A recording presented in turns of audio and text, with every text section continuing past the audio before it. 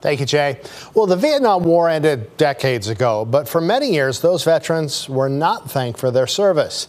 Today, more than a dozen veterans in Mitchell were honored and awarded a pin by Representative Dusty Johnson. In tonight's Positively KELOLAND, Sydney Hoyer talks with some of those vets. Today, 14 men received a pin, coin, and certificate thanking them for their service in the Vietnam War.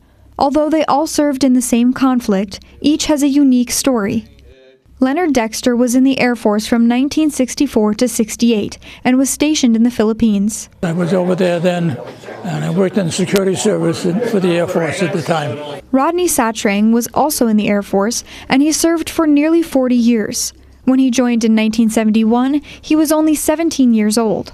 But his father and grandfather's time in the military inspired him. So they trained us at Denver to load bombs and missiles on fighters.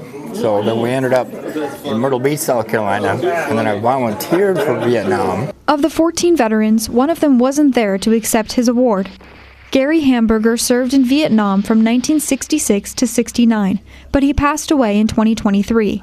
His daughters accepted the award on his behalf, but they don't know much about his time in the war. He talked, very little. We've heard people say that he was, in the trenches and had been shot, and he refused a Purple Heart that we've kind of been trying to get for him. At the awards ceremony, the veterans were surrounded by like-minded people. And years after their thankless work in the war, they're all proud to be standing here today. Recognition that they needed. So it's just a really good deal. It's an honor to be with them. Some of them did much more than I did, and I'm sure there are others who feel the same way. It's an honor for me, and I thank them, all of them, for their service.